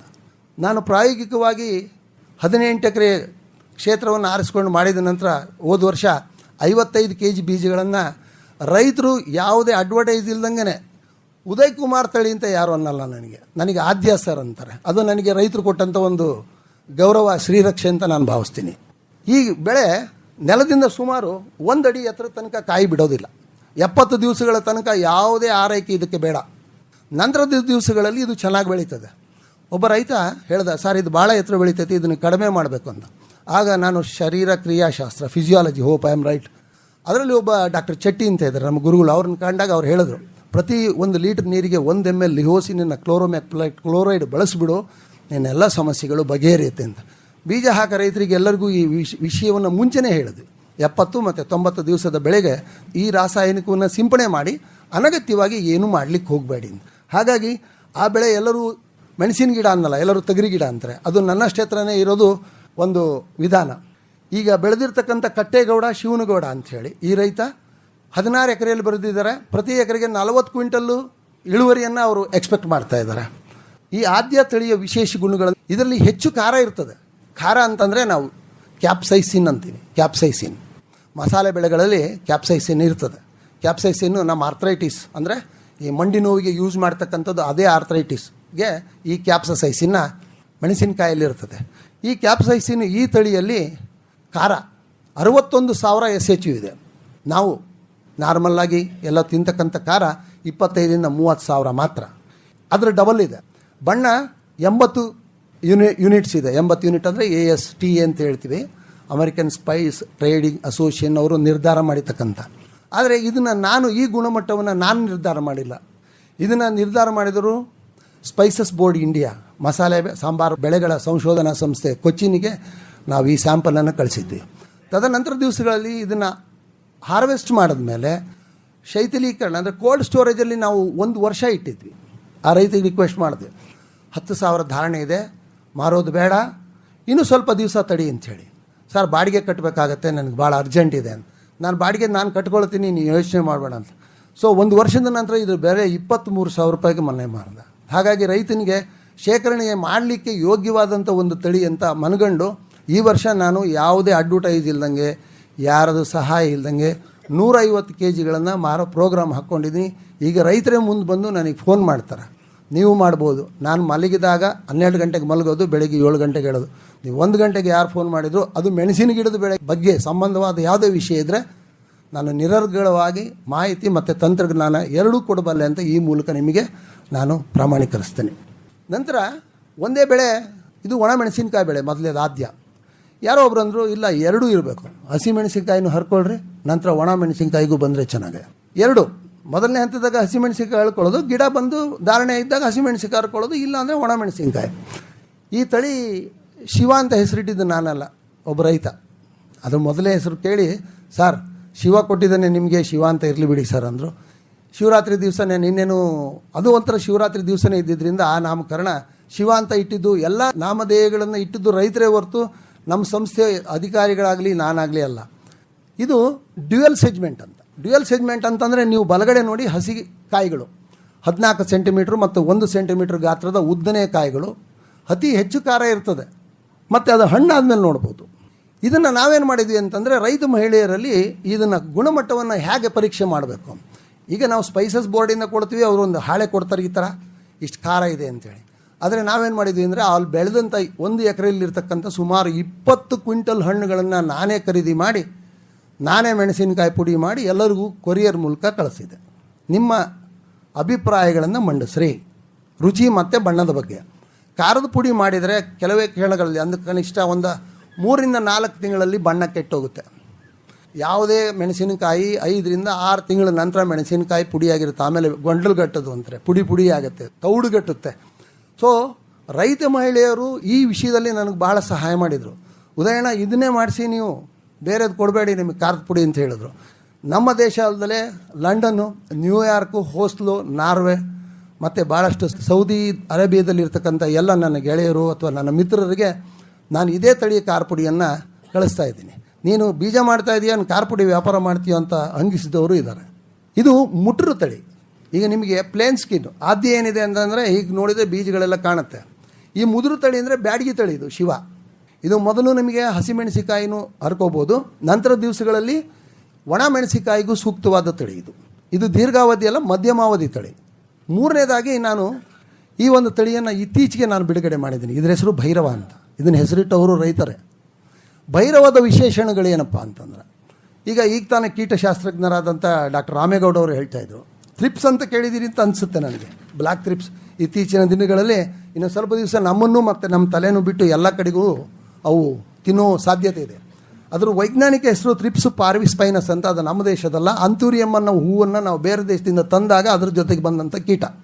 ಈ ಕೀಟದ ಒಂದು ಸ್ಪೆಷಾಲಿಟಿ ಏನಪ್ಪ, ಈ ಕೀಟಕ್ಕೆ ಗಂಡು ಹೆಣ್ಣುಗಳ ಮಿಲನ ಅವಶ್ಯಕತೆ ಇಲ್ಲ. ಕೇವಲ ಹೆಣ್ಣು ತತ್ತಿ ಇಡ್ಬೋದು. ಬರೀ ಹೆಣ್ಣು ತತ್ತಿ ಇಡ್ತಾ ಹೋಗುತ್ತೆ. ಜೀವನ ಅದರದ್ದು 14ರಿಂದ 21 ದಿವಸ. ಎಷ್ಟು ದಾಳಿ ಮಾಡುತ್ತೆ ಅಂತಂದರೆ, ಅದು ಮೆಣಸಿನ ಗಿಡನೋ ಅದೇನು ಕಾಂಗ್ರೆಸ್ ಗಿಡನೋ ಅಥವಾ ಅದು ಗಿಡನೇ ಅಲ್ಲವೋ ಅನ್ನೋ ಲೆಕ್ಕಕ್ಕೆ ದಾಳಿ ಮಾಡ್ತಕ್ಕಂಥ ಒಂದು ಕೀಟ ಈ ಬ್ಲ್ಯಾಕ್ ಥ್ರಿಪ್ಸ್. ಈಗಾಗಲೇ ಕೀಟಶಾಸ್ತ್ರಜ್ಞರು ಹೇಳಿದರು, ಬ್ರೋಫ್ರೇಯ ಅನ್ನೋ ಒಂದು ಕೆಮಿಕಲ್ಲು ಹಗಲೆಲ್ಲ ಉಪಯೋಗ ಮಾಡಬಾರ್ದು ಅಂತ. ಈ ಕೀಟಕ್ಕೆ ಏನಾದ್ರೂ ಪರಿಹಾರ ಮಾಡಬೇಕು ಅಂತ ಅಂದಾಗ ಏನು, ಈಗ ಕೀಟ ಏನನ್ನು ತಿನ್ನುತ್ತೆ. ಯೂಶ್ವಲಿ ಈ ಥ್ರಿಪ್ಸ್ ನುಷಿ ಏನು ಮಾಡುತ್ತೆ ಅಂದರೆ, ಅದಕ್ಕೆ ಎಡಗಡೆ ದವಡೆ ಇಲ್ಲ, ಬಲಗಡೆ ದವಡೆ ಇದೆ. ಆ ಬಲಗಡೆ ದವಡೆಯಿಂದ ಅದು ಈ ಸಸ್ಯದ ಎಲೆ ಭಾಗವನ್ನು, ಕಾಯಿ ಭಾಗವನ್ನು ಹಿಂಗೆ ಕೆಬರುತ್ತೆ. ಏನಂತಾರೆ ನೀವು ಕೆದರೋದು ಅಂತೀರಿ ಅಂತ ಭಾವಿಸ್ತೀನಿ. ಕೆರೆಯೋದು. ಕೆರೆದಾಗ ನಮಗೆ ಹೇಗಾಗಿ ಬಿದ್ದಾಗ ಏನಾಗುತ್ತೆ, ಹಿಂಗೆ ಬಿದ್ವಿ ತರಚಿತು ಅಂದರೆ ಸಣ್ಣಕ್ಕೆ ರಕ್ತ ಬರುತ್ತೆ, ಹೂಜು ಬರುತ್ತಲ್ವ, ರಕ್ತ ಬರುತ್ತೆ. ಅದೇ ಥರ ಎಲೆಗಳಲ್ಲಿ ಬರುತ್ತೆ. ಅದನ್ನು ನಾವು ಅವನ್ನ ಸೇವಿಸ್ತವೆ. ಹಾಗಾಗಿ ಕೇವಲ 14 ದಿವಸಗಳಲ್ಲಿ ಅವ್ರ ವಂಶವಾಹಿನಿ ಆಗಿ ಅದು ಒಂದಲ್ದಲೆ ಅವುಗಳು ಗಂಡು ಹೆಣ್ಣುಗಳ ಮಿಲನ ಇಲ್ಲದೆ ಹೆಣ್ಣು ಸಾವಿರಾರು ತತ್ತಿಗಳನ್ನು ಇಡುತ್ತೆ. ಸಣ್ಣ ಎಲೆಯಿಂದ ಹಿಡಿದು ದೊಡ್ಡ ಕಾಯಿ ತನಕನೂ ಇದ್ರ ಕೀಟ ಚಿಕ್ಕದು, ಕಾಟ ದೊಡ್ಡದು ಅಂತ. ಎಷ್ಟು ಇಳುವರಿ ಕೊಡ್ತಕ್ಕಂಥ ತಳಿ ಇದ್ರೂ ಈ ಕೀಟದ ಬಾಧೆಯಿಂದ ಇದು ತುತ್ತಾಗಲಿ ಶುರುವಾಯಿತು. ಭಾಳಷ್ಟು ಗಿಡಗಳನ್ನು ರೈತರ ಹೊಲದಲ್ಲೇ ನಾಟಿ ಮಾಡಿ ಬಂದಿರ್ತೀನಿ ನಾನು. ಯಾವ ಗಿಡಕ್ಕೆ ಕೀಟ ಬಾಧೆ ಕಡಿಮೆ, ಅದಕ್ಕೆ ಕಾರಣಗಳೇನು ಅಂತ ಹುಡುಕಂತ ಹೋದಾಗ ಈ ಎಲೆ ಮೇಲೆ ಇರ್ತಕ್ಕಂಥ ಸಣ್ಣ ಕೂದಲುಗಳು ಮತ್ತು ಎಲೆ ಮೇಲೆ ಇರ್ತಕ್ಕಂಥ ಒಂದು ಪ್ಲಾಸ್ಟಿಕ್ ಥರದ ಒಂದು ಅಂಶ ತೊಗಟೆ, ಅದನ್ನು ಈ ಹುಳುಕ್ಕೆ ಕೆದರಕ್ಕಾಗಲ್ಲ. ಹಾಗಾಗಿ ಆ 2 ವಿಜಾತಿಯ ತಳಿಗಳನ್ನು ಸಂಶೋಧನೆ ಮಾಡಿದಂಥ ಒಂದು ಸಂಕರಣ ತಳಿ ಭೈರವ. ಈ ಭೈರವದ ಸ್ಪೆಷಾಲಿಟಿ ಏನಪ್ಪ ಅಂತಂದರೆ, ಎಲ್ಲ ಮೆಣಸಿನ್ಕಾಯಿ ಪ್ಲೇನ್ ಮೆಣಸಿನ್ಕಾಯಿ ಅಂತೀವಿ, ಅಂದರೆ ಗುಂಟೂರು ತಳಿ, ಅಂದರೆ ನೋಡಿದ ತಕ್ಷಣ ಟ್ರಾನ್ಸ್ಪರೆಂಟ್, ಈ ಕಡೆ ನೋಡಿದ್ರೆ ಬೀಜ ಕಾಣ್ತವೆ. ಯಾವುದೇ ತಳಿ ಈಗ ಸದ್ಯದ ಮಾರುಕಟ್ಟೆಯಲ್ಲಿ 80ಕ್ಕಿಂತ ಕಲರ್ ಯೂನಿಟ್ಸ್ ಯಾವುದೂ ಇಲ್ಲ. ಆದರೆ ಭೈರವ 110 ಕಲರ್ ಯೂನಿಟ್ಸನ್ನು ಹೊಂದಿದೆ. ಅತಿ ಹೆಚ್ಚು ಕಲರ್ ಇರ್ತದೆ ಇದರಲ್ಲಿ. ಸಾಮಾನ್ಯವಾದ ಖಾರ 35ರಿಂದ 40 SHU ಈ ಖಾರದಲ್ಲಿರ್ತದೆ. ಮಧ್ಯಮ ವರ್ಗದ ರೈತರಿಂದ ಹಿಡಿದು, ನನ್ನ ಪ್ರಕಾರ ರೈತ ಅಂದರೆ ಒಂದೇ ಧರ್ಮ. ಅಲ್ಲಿ ಬಡವ ರೈತ, ಶ್ರೀಮಂತ ರೈತ ಅಂತ ಯಾವುದೂ ಕೇಳಿಲ್ಲ. ರೈತಿಗೆ ಯಾವ ಜಾತಿನೂ ಇಲ್ಲ, ರೈತ ಅನ್ನೋದೇ ಒಂದು ಜಾತಿ. ಈ ಹುಳುಕೆ ಎಲ್ಲ ಕೀಟಗಳ ಥರನೇ ಇದು ಎಲ್ಲದನ್ನೂ ದಾಳಿ ಮಾಡ್ತಕ್ಕಂಥ ಕೀಟ ಈ ಥ್ರಿಪ್ಸ್. ಇತ್ತೀಚಿನ ದಿವಸಗಳಲ್ಲಿ ಭಾಳಷ್ಟು ರೈತರು ಆತಂಕಗೊಳಗಾಗಿರೋದು ಈ ಥ್ರಿಪ್ಸ್ ಬಾಧೆಯಿಂದ. ಮೆಣಸಿನಕಾಯಿ ಬೆಳಿಬೇಕೋ ಬೇಡವೋ ಅನ್ನೋಂಗಾಗಿದೆ. ಹೋದ್ಸಲ ಧಾರಣೆಯಿಂದ ಏನಾಯಿತು ಅಂದರೆ, ಕೆಲವರು ಆತ್ಮಹತ್ಯೆಗೆ ಪ್ರಯತ್ನ ಪಟ್ಟಿದ್ರು. ನನ್ನ ಎದುರಿಗೆ 6 ಎಕರೆ ಮೆಣಸಿನಕಾಯಿ ಹಚ್ಚಿ ಸುಮಾರು 7 ಲಕ್ಷ ರೂಪಾಯಿಗಳನ್ನ ಸಾಲ ಮಾಡಿಕೊಂಡ್ರು. ಹಾಗಾಗಿ ಅವ್ರ ಜೊತೆ ಸಂವಾದ ಮಾಡಿದಾಗ ಬಂದಂಥ ರಿಸರ್ಚ್ ಏನಪ್ಪ ಅಂದರೆ, ನಮಗೆ ಥ್ರಿಪ್ಸ್ ನುಷಿ ಬಾಧೆಗೆ ತಕ್ಕಾದಂಥ ಒಂದು ತಳಿಯನ್ನು ನೀವು ಏನಾದ್ರೂ ಡೆವಲಪ್ ಮಾಡಿದರೆ ಅಥವಾ ನಿಯೋಜಿಸಿದರೆ ಅಥವಾ ಮಾಡಿದರೆ ನಮಗೊಂದು ಅನುಕೂಲ ಆಗುತ್ತೆ ಅಂತ ಒಂದು ಭಾವನಾತ್ಪೂರ್ವಕವಾಗಿ ಮಾತಾಡಿದಾಗ ಈ ತಳಿನ ಪ್ರಾಯೋಗಿಕವಾಗಿ ನಾವು 7 ಜಾಗದಲ್ಲಿ ತೊಗೊಂಡಿದ್ದೀವಿ. 7 ಜಾಗದಲ್ಲಿ ರೈತರು ಸಮರ್ಪಕವಾಗಿ ಅವರೇ ಮುಂದೆ ಬಂದು ನಾವು 2 ಎಕರೆನ ಹಚ್ಚೋದ್ರ ಮೂಲಕವಾಗಿ ಈ ತಳಿಯನ್ನು ಎಲ್ಲರಿಗೂ ಪ್ರಚಾರ ಮಾಡ್ತೀವಿ ಅಂತ ಅವರೆಲ್ಲ ಒಪ್ಕೊಂಡಿದ್ದಾರೆ. ಇಲ್ಲಿ ಬಲಿಷ್ಠವಾದ ಕೊಂಬೆಗಳಿರೋದ್ರಿಂದ ಭಾರವಾದ ಕಾಯಿಗಳನ್ನು ತಗೊಳುತ್ತೆ. ಎಲ್ಲದಕ್ಕಿಂತ ಮೆಣಸಿನಕಾಯಿ ಬೆಳೆಯಲ್ಲಿ ಒಂದು ಏನಪ್ಪ ಅಂತಂದರೆ, ಗ್ರೇಡಿಂಗ್ ಮಾಡಬೇಕು ಅಂತ ಹೇಳ್ತೀವಿ. ಈಗ ಯಾವುದೇ ಒಂದು ನಾವು ಹಣ್ಣು ಬೆಳೆದ್ರೆ ಗಾತ್ರ ಅಥವಾ ಅದ್ರ ಕ್ವಾಲಿಟಿ ಮೇಲೆ ಮಾಡ್ತೀವಿ. ಮೆಣಸಿನಕಾಯಲ್ಲಿ ಕೆಳಗಿನ ಕಾಯಿಗಳು ಉದ್ದ ಇರ್ತವೆ ಮತ್ತು ಮೇಲಿನ ಕಾಯಿಗಳು ಚಿಕ್ಕದಾಗೋದ್ರಿಂದ ಅವನು ಗ್ರೇಡಿಂಗ್ ಮಾಡಬೇಕಾಗ್ತದೆ ರೈತ. ಅಷ್ಟು ಮಿಕ್ಸ್ ಮಾಡ್ಕೊಂಡು ತೊಗೊಂಡೋದ್ರೆ ಧಾರಣೆ ಕೊಡಲ್ಲ. ಈ 3 ತಳಿಗಳಲ್ಲಿ ಒಂದು ವಿಶೇಷಣವನ್ನು ಏನು ಅಳವಡಿಸಿದ್ವಿ ನಾವು ಅಂತಂದರೆ, ಮೊದಲನೇ ಕಾಯಿಯಿಂದ ಕೊನೆಯ ಕಾಯಿವರೆಗೂ ಒಂದೇ ಗಾತ್ರ ಮತ್ತು ಒಂದೇ ಸೈಜ್ ಇರಬೇಕು. ಆಗ ರೈತನಿಗೆ ಏನಾಗುತ್ತೆ, ಒಂದೇ ಸಲ ಹರಿಲಿಕ್ಕೆ ಅನುಕೂಲ ಆಗುತ್ತೆ, ಗ್ರೇಡ್ ಮಾಡೋ ಅವಶ್ಯಕತೆ ಬರೋದಿಲ್ಲ. ಹಾಗಾಗಿ ಈ 3 ತಳಿಗಳನ್ನು ನಾವು ಈಗ ಆಲ್ರೆಡಿ ಸಿದ್ಧ ಮಾಡಿ ಮಾರುಕಟ್ಟೆಗೆ ಬಿಡುಗಡೆ ಮಾಡಿದ್ದೀವಿ. ಈ ಕೆಲಸಗಳಲ್ಲಿ ಕೋವಿಡ್ ಬಂದಿದ್ದರಿಂದ ನಾನು ಸಾಲಗಾರನಾದೆ. 2 ಕೋಟಿ ರೂಪಾಯಿ ಮೌಲ್ಯದ ಬೀಜಗಳನ್ನು ತೊಗೊಂಡೋದ ವಿತರಕರಾಗಲಿ ಮಾರಾಟಗಾರರಾಗಲಿ ನನಗೆ ಹಣ ಕೊಡಲಿಲ್ಲ. 2 ಎಕರೆ ಹೊಲ ಮಾರಿದೆ. ನಮ್ಮ ತಾಯಿಗೆ ನಮ್ಮ ಅಪ್ಪ ಹೇಳಿದೆ, ಎಂಥ ಮಗನ ಹಡಿದ್ಬಿಟ್ಟೆ, ಇಂಜಿನಿಯರಿಂಗ್ ಆದ್ರೆ ಎಲ್ಲರೂ ಬದುಕಂತಿದ್ದ, ಇದ್ಯಾದ ಕೃಷಿ ಓದಿಸಿದೆ. ಆದರೆ ನಮ್ಮ ತಂದೆ ಇವತ್ತು ಇದ್ದಿದ್ರೆ ಈ ಸಭಾಂಗಣದಲ್ಲಿ ಅವ್ರ ಮಾತನ್ನು ಅವ್ರಿಗೆ ಒಪ್ಪಿಸ್ತಿದ್ದೆ, ಕೃಷಿತೋ ನಾಸ್ತಿ ದುರ್ಭಿಕ್ಷಂ. ಅದಕ್ಕೆ ನನಗೆ ಇವು ಮುಂದೆ ಬರ್ತಕ್ಕಂಥ ತಳಿಗಳ ಒಂದು ಪರಿಚಯ. ರೈತರಿಗೆ ಹೆಚ್ಚು ಇಳುವರಿ ಕೊಡಬೇಕು, ಕ್ಷಿಪ್ರವಾಗಿ ಕೊಡಬೇಕು, ಗುಣಮಟ್ಟ ಇರಬೇಕು. ಎಲ್ಲದಕ್ಕಿಂತ ಹೆಚ್ಚಾಗಿ ಅವರಲ್ಲಿ ನಂಬಿಕೆ ಅನ್ನೋದು ಬರಬೇಕು. ಕೃಷಿಯಲ್ಲಿ ನಂಬಿಕೆ ಕಳ್ಕೊಂಡು ಹೋಗ್ತಾ ಇದೆ. ನಮ್ಮೂರಲ್ಲಿ ಎಲ್ಲ ಅಡಿಕೆ ತೋಟ, ಎಲ್ಲ ಬೆಳೆಗಳನ್ನು ಬೆಳಿತೀವಿ. ಕೃಷಿಕನಿಗೆ ಮಕ್ಕಳಿಗೆ ಯಾರು ಮಕ್ಕಳೆಲ್ಲ ಫಾರಿನ್ನು ಇಂಜಿನಿಯರಿಂಗಿಗೆ ಕೊಡ್ತಾ ಇದ್ದಾರೆ, ಕೃಷಿಕನಿಗೆ ಮಕ್ಕಳೇ ಹೆಣ್ಮಕ್ಳೇ ಕೊಡ್ತಾ ಇಲ್ಲ. ಯಾರೋ ಹೇಳ್ತಾ ಇದ್ರು ನಮ್ಮೂರಲ್ಲಿ 36 ವರ್ಷದಿಂದ 42 ವರ್ಷದವರೆಗಿನ 36 ಜನ ಗಂಡು ಮಕ್ಕಳು ತೋಟ, ಹೊಲ, ಟ್ರ್ಯಾಕ್ಟ್ರು, ಕಾರು ಇದ್ದು ಕಾಯ್ತಾ ಇದ್ದಾರೆ. ಯಾಕೆ ಅಂತಂದರೆ ಕೃಷಿ ಕಷ್ಟದ ಕೆಲಸ. ನಮ್ಮಲ್ಲಿ ಒಂದು ಗಾದೆ ಇದೆ, ಕಷ್ಟ ಇಲ್ಲದ ಕೃಷಿ ಇಲ್ಲ, ನಷ್ಟ ಇಲ್ಲದ ವ್ಯಾಪಾರವಿಲ್ಲ, ಜಂಜಾಟವಿಲ್ಲದ ಸಂಸಾರ ಯಾವುದೂ ಇಲ್ಲ. ಆದರೆ ಕೃಷಿ ಉತ್ತೇಜನಕಾರಿಯಾಗೋದು ಯಾವಾಗ ಅಂತಂದರೆ ರೈತನಿಗೆ ಹಾಕಿದಂಥ ಬಂಡವಾಳ ಮತ್ತು ಲಾಭ ಬಂದಾಗ ಮತ್ತು ಕೃಷಿ ಖುಷಿಯಾಗಿರ್ತದೆ. ಇಲ್ಲ ಅಂತಂದರೆ ವ್ಯವಸಾಯ ಮನ್ಮಂದೆಲ್ಲ ಸಹಾಯ ಅನ್ನಂಗಾಗಿದೆ. ಹಾಗಾಗಿ ಒಬ್ಬ ರೈತನ ಮಗ ಆಗಿ ನಾನೇನು ಸಾಧಿಸಿದೆ ಅಂತ ಏನಿಲ್ಲ, ಸಾಧಿಸಬೇಕಾದ್ದು ಇನ್ನೂ ಭಾಳ ಇದೆ. ಕೇವಲ 57ರ ಹರೆಯ ಕೊನೆ ಉಸಿರಿರೋ ತನಕ ರೈತಾಪಿ ಸಮುದಾಯದಲ್ಲೇ ಕೆಲಸ ಮಾಡ್ತಾ ರೈತರ ಅಭಿವೃದ್ಧಿ ಮಾಡ್ತೀನಿ ಅಷ್ಟು ದೊಡ್ಡ ವ್ಯಕ್ತಿ ಆಗಲಾರೆ. ನನ್ನ ಪ್ರಾಮಾಣಿಕ ಅಳಿಲು ಸೇವೆ ಅಂತಿರೋ, ಮನುಷ್ಯ ಸೇವೆ ಅಂತಿರೋ, ನಾವು ಮಾಡುವುದರ ಮೂಲಕವಾಗಿ ರೈತನ ಮಗ ಆಗಿದ್ದಕ್ಕೆ ಮತ್ತು ರೈತ ವಿಜ್ಞಾನಿಯಾಗಿ ಆ ಒಂದು ಪದವಿಗೆ ಮತ್ತು ಆ ಒಂದು ಮರ್ಯಾದೆ ಕೊಡೋದ್ರ ಮೂಲಕವಾಗಿ ನಾನು ನನ್ನ ಈ ಕಾರ್ಯಕ್ಷೇತ್ರವನ್ನು ವಿಸ್ತರಿಸಿದ್ದೀನಿ. ಹಿರಿಯರೇ, ನಾನು 2 ಕೋಟಿ ರೂಪಾಯಿ ಕಳ್ಕೊಂಡೆ, ನನ್ನ ಜಾಗದಲ್ಲಿ ಬೇರೆ ಯಾರಾದರೂ ಹುಚ್ಚಿಡಿತಿದ್ರು. ಭಾಳ ಜನ ಹೇಳಿದ್ರು ಗೆಳೆಯರು, ಸುಮ್ಮನೆ ಒಂದು ನೌಕರಿ ಸೇರ್ಕೊಳ್ಳಲೇ, ಸುಮ್ಮನೆ ಲಕ್ಷಾನುಗಟ್ಟಲೆ ಸಂಬಳ ಕೊಡ್ತಾರೆ, ಚಲೋ ಮಾತಾಡ್ತೀವಿ ಅಂದರು. ಬಟ್ ನನ್ನ ಕೆಲಸ ಏನಪ್ಪ ಅಂತಂದರೆ ಯಾವ ಕೆಲಸನೂ ಅಪೂರ್ಣ ಮಾಡಬಾರ್ದು. ಯಾವುದೇ ಕೆಲಸ ಹಿಡಿದ್ಮೇಲೆ ಅದು ಪೂರ್ತಿ ಮಾಡಬೇಕು, ಚೆನ್ನಾಗಿ ಮಾಡಬೇಕು. ಈ ಸಮಯದಲ್ಲಿ ರವಿ ಬೆಳಗೆರೆ ಅವರು ಹೇಳಿದ್ದು ಒಂದು ಮಾತು ನೆನಪಾಗುತ್ತೆ. ನೋಡು, ನೀನು ಹಣ ಮಾಡಬೇಕು ಅಂತ ಹೋದರೆ ನೀನು ಹಣನೇ ಮಾಡ್ತೀಯ. ನೀನು ಕೆಲಸ ಮಾಡು ಅಂತ ಹೋದರೆ ಏನು ಹೇಳಲ್ಲ. ಕೆಲಸನ ಪರ್ಫೆಕ್ಟಾಗಿ ಮಾಡು, ಯಾರು ಹಿಂದೆ ಮಾಡಿರಬಾರ್ದು ಅಷ್ಟು ಚೆನ್ನಾಗಿ ಮಾಡು, ಅಷ್ಟು ಅಚ್ಚುಕಟ್ಟಾಗಿ ಮಾಡು. ನಿನ್ನ ಲೋಪದೋಷಗಳನ್ನು ನೀನೇ ತಿದ್ದುಕೋಬೇಕು. ಬದಲಾವಣೆ ಅಂದ್ರೇನು? ನನ್ನಲ್ಲಿ ನಾನು ಬದಲಾವಣೆ ತಂದ್ಕೋಬೇಕು. ನಾನು ಬೇರೆಯವ್ರಲ್ಲಿ ಬದಲಾವಣೆ ತರಿಸೋದು ಕಷ್ಟದ ಕೆಲಸ. ನನ್ನಲ್ಲಿ ಬದಲಾವಣೆ ಅಂದರೆ ಏನು ಅಂತ, ಬದಲಾವಣೆ ಅಂದರೆ ಮಲಗಿರೋ ಮಗು ಎದ್ದು ಕೂತ್ಕೊರೋ ಮಗು ಓಡೋದು ಪ್ರಯತ್ನ ಮಾಡಿದ್ರೆ ನಡೆಯೋಕ್ಕೆ ಪ್ರಯತ್ನ ಮಾಡಬೇಕು. ಹಾಗೆ ಬದಲಾವಣೆಯನ್ನು ನಮ್ಮಲ್ಲಿ ನಾವು ತಂದುಕೊಳ್ಳೋದು ಹೊರತು ಕೃಷಿಯಲ್ಲಿ ಏನೂ ಸಾಧ್ಯ ಇಲ್ಲ. ನಮ್ಮದು ಅಸಡ್ಡೆ, ಕೃಷಿ ಅಂದ ತಕ್ಷಣ ಅಸಡ್ಡೆ. ಅದ್ರ ಬಗ್ಗೆ ಜಾಸ್ತಿ ನಾನು ಭಾಷಣ ಮಾಡ್ತೀನಿ ಅಂತ ಅನ್ಯಥ ತಿಳ್ಕೊಬೇಡ್ರಿ. ನನ್ನ ನೋವು ಅಥವಾ ನಮ್ಮ ವಿಷಯ ಏನಪ್ಪ ಅಂತಂದರೆ, ನಾವು ಯಾರನ್ನೂ ಫಾಲೋ ಮಾಡಲ್ಲ, ಯಾರನ್ನೂ ಕೇಳಲ್ಲ. ನಮಗೆ ನಾವೇ ರಾಜರು, ನಮಗೆ ನಾವೇ ಬುದ್ಧಿವಂತರು. ಈಗ ಒಂದೇನಾದರೂ ನಮಗೊಂದು ತಲೆನೋವು ಬಂದರೆ ಡಾಕ್ಟ್ರ್ ಅಂತ ಇರ್ತಾರೆ, ಡಾಕ್ಟ್ರ್ ಹತ್ರ ಹೋಗ್ತೀವಿ, ಅವರೊಂದು ಗುಳಿಗೆ ಬರ್ಕೊಡ್ತಾರೆ. ಅದನ್ನ ನೋಡಿ ಒಬ್ಬನ ಔಷಧಿ ಚೀಟಿ ನೋಡಿ ಗುಳಿಗೆ ಕೊಡ್ತಾನೆ. ನಮ್ಮ ಕೃಷಿ ಹಂಗಲ್ಲ. ಏನು ಗೊಬ್ಬರ ಹಾಕ್ಬೇಕು, ನಮಗೆ ತಂದು ಹಾಕ್ತೀವಿ. ಅದು ಅವಶ್ಯಕತೆ ಇದೆಯೋ ಅನವಶ್ಯಕತೆ ಇದೆಯೋ ನಾವು ಭಾವಿಸಲ್ಲ. ಆಮೇಲೆ ಯಾರಾದರೂ ಸಾಧನೆ ಮಾಡಿದಂಥ ರೈತರ ಮಾತುಗಳನ್ನು ನಾವು ಕೇಳೋಕ್ಕೆ ಇಷ್ಟಪಡಲ್ಲ. ಅವನದೇನು ಕೇಳೋದು, ಅವನು ದೊಡ್ಡ ಶಣೆನೋ, ಅವನಿಗಿಂತ ನನಗೂ ರಗಡು ತಿಳಿದೈತಿ ಅನ್ನೋ ಮನೋಭಾವ ಹೋಗಬೇಕು.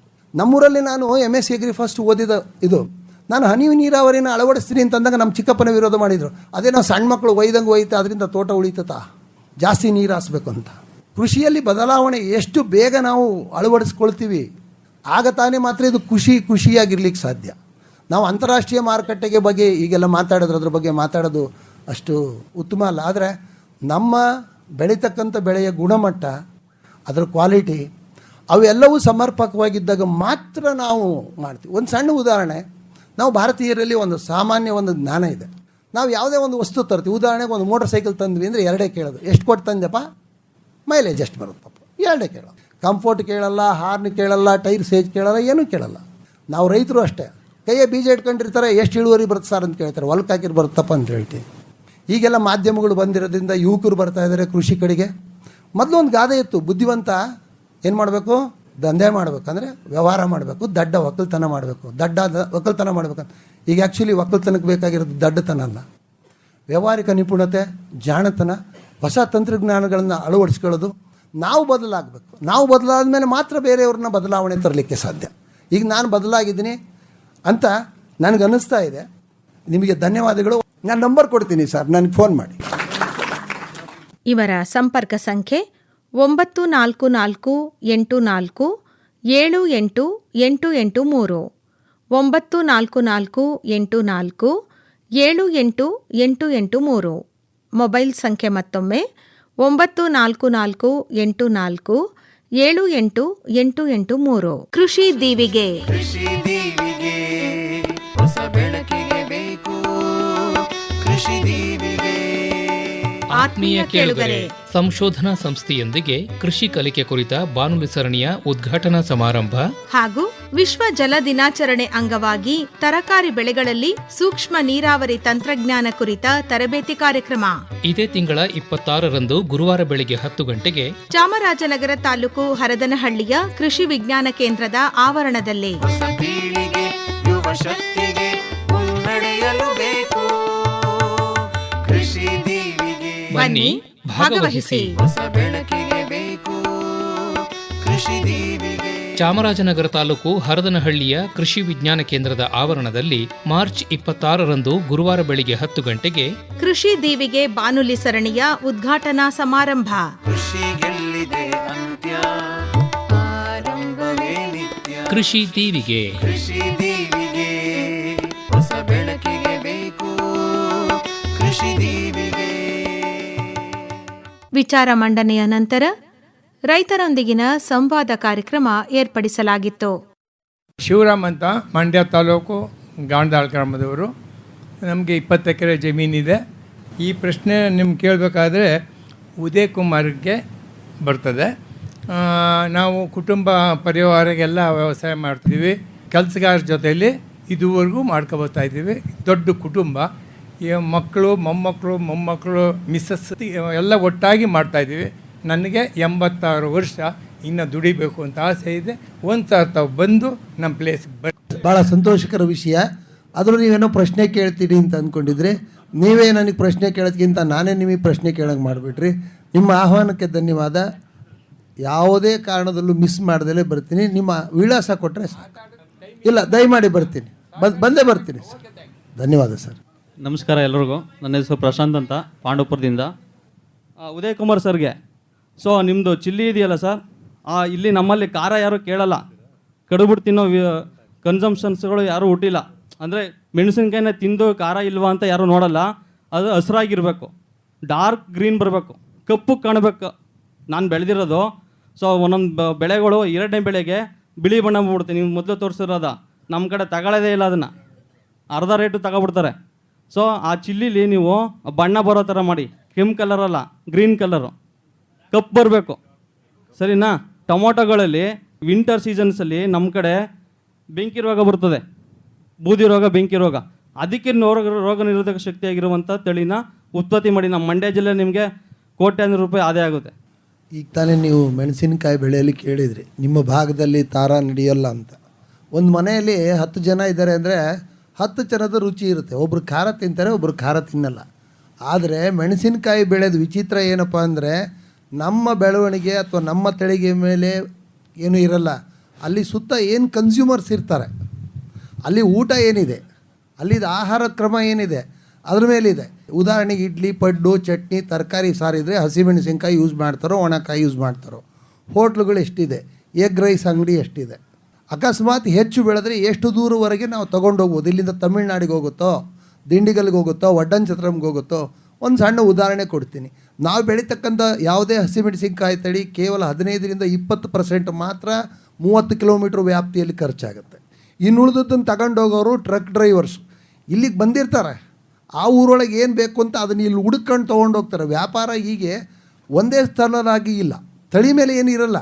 ಯಾಕೆ ನಿಮಗೇನು ಮಾಡಬೇಕು ಅಂತ ಇಲ್ಲಿ ಒಂದು ಏನು ಹೇಳೋಕ್ಕೆ ಇಷ್ಟಪಡ್ತೀನಿ ಅಂತಂದರೆ, ನನ್ನ ನಂಬರ್ ತೊಗೊಳ್ಳಿ.